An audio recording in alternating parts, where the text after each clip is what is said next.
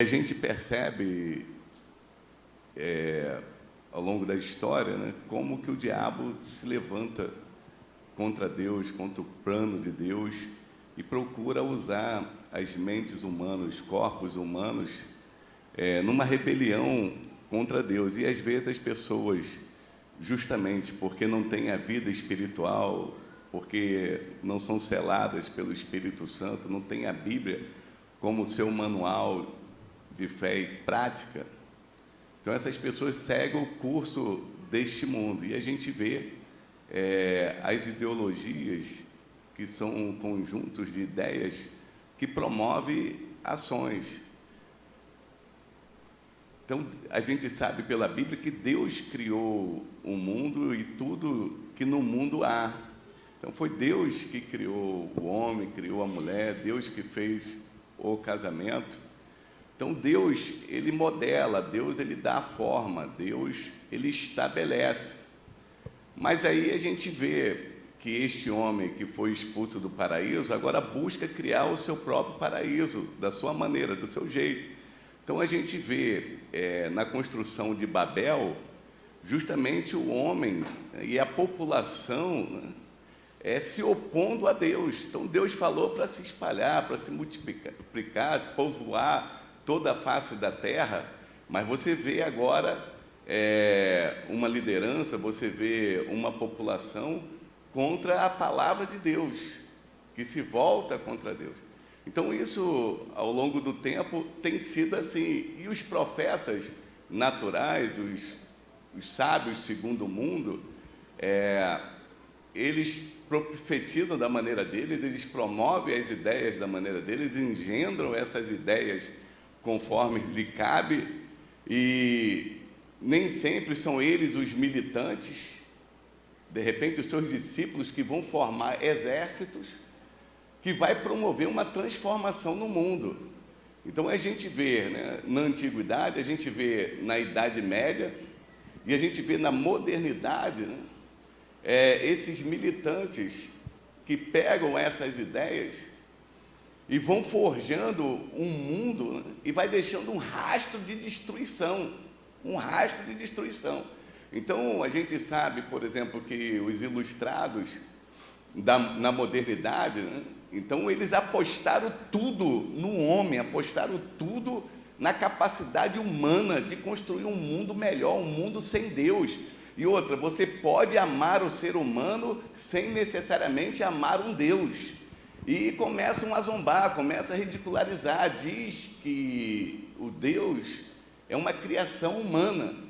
E chamam a atenção para si, quer dizer, vocês têm que pensar como nós. E eles que profetizaram um mundo melhor, aí veio uma primeira guerra, 18 milhões de mortos, daqui a pouco veio uma segunda guerra mundial, 60 milhões de mortos, né?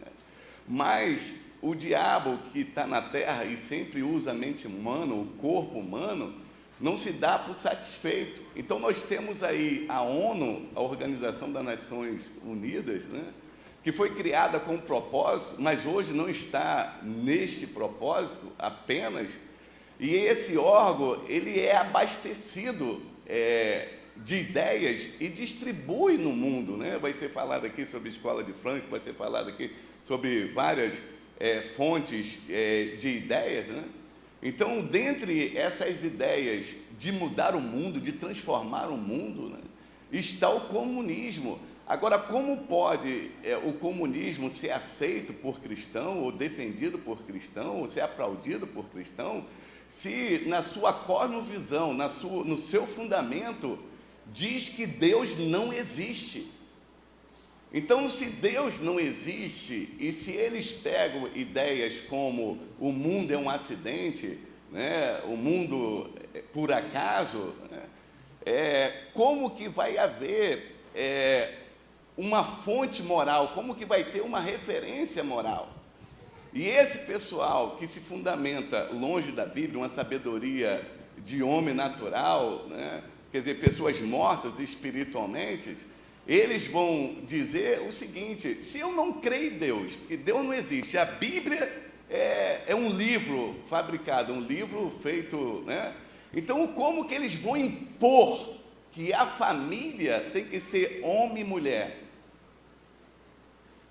Então, eles estão querendo impor, determinar sobre a minha vida. Então, nós estamos vendo aí, né, ao longo do tempo, homens poderosos com influência na política, com influência na educação, com influência na comunicação, querendo um mundo melhor, mas nós sabemos, com o nosso reverendo, à luz da Bíblia, que o mundo caminha para uma destruição e a gente tem que lutar contra esse mal e proteger os nossos. Quis Deus que nós vivêssemos esse tempo, né? Os apóstolos tiveram as suas lutas, os pais da igreja tiveram as suas lutas, os reformadores, John Wesley teve a sua luta, né? A igreja da sua época. Então, nós estamos com o nosso reverendo vivendo este momento. A gente também é pai, e na pandemia, a pastora Rebeca me pediu para eu ajudar o Noah, que havia um acúmulo de provas para ele entregar,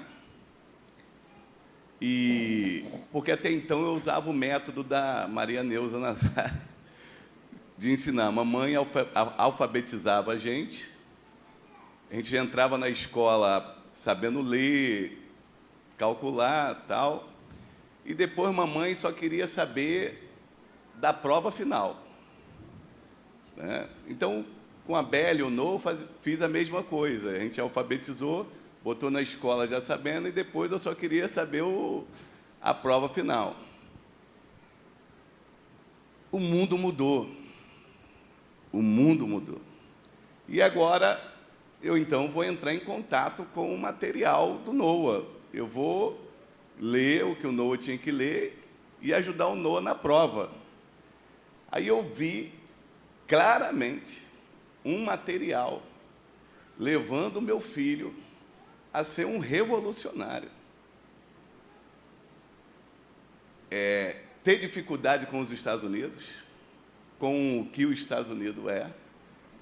Quer dizer, trabalham de uma certa forma que só vai dar condição ao meu filho de pensar como eles pensam.